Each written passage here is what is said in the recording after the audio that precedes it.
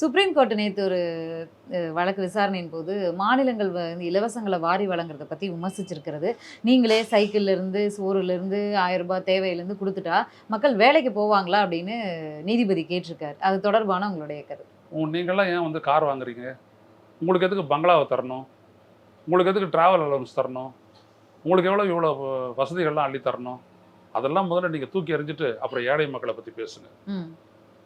இது மக்களாட்சி இது. It is democracy. இதுல மக்கள் தேர்ந்தெடுக்கிறாங்க. நீதிபதி இல்ல. ம். எவனும் அத பத்தி கருத்து சொல்லக்கூடாது. வேணாம் அப்படின்றத மக்கள் முடிவெடுக்கட்டும். நீங்க மேல இருந்துட்டு இதெல்லாம் குடுத்து எல்லாத்தையுமே நீங்க குடுக்குறீங்க அப்படின்னோம்னா, சோற கூட நாங்க ஊட்டி விடுறோம். நீ யார்றா கேட்கறதுக்கு? ஒரு ஜட்ஜ் யாரு கேட்கறதுக்கு? நீ எவ்வளவு அனுபவிக்கிற? எவ்வளத்தையும் அனுபவிச்சுட்டு நியாயமா ஜட்ஜ்மெண்ட் வேற குடுக்கறது இல்ல. எஸ்ஐஆர்ல எவ்வளவு மோசடிகள் நடக்குது. ஏதாவது பத்தி நீங்க கரெக்ட் பண்ணீங்களா? கரெக்ட் பண்ணீங்களான்னு கேட்கிறேன். இருக்கிறவனை செத்தவனை ரெக்கார்ட் பண்ணியிருக்கிறான். அதை பத்தி உங்களுக்கு கேட்கறதுக்கு யோக்கியதை இல்லை. செத்தவனை இருக்கிறான்னு சொல்லிட்டு காட்டுறான். அதை பத்தி யோக்கியதை இல்லை.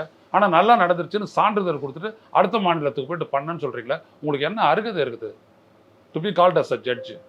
நீங்க சொல்லாதீங்க. அதெல்லாம் இந்த நாடு ஏழ்மையில உழந்துட்டு இருக்குது. பட்டினிச்சாவு இல்லாமல் காப்பாற்றுவது இலவசங்கள் தான். அதை முதல்ல புரிஞ்சுக்கணும். 82 கோடி பேருக்கு வந்து ரேஷன் அட்டை கொடுக்குறாங்கல்ல இந்த ஒன்றிய அரசு. கூப்பிட்டு சொல்லு, ரேஷன் அட்டை எல்லாம் கொடுக்காத, எல்லாருக்கும் ஆளு ஒரு பங்களாவும் எங்களுக்கு கொடுக்குற மாதிரி காரும் 4 செக்யூரிட்டியும் கொடுன்னு எல்லா ஏழைங்களுக்கு சொல்லிட்டு அப்புறம் மற்றதெல்லாம் பேசு.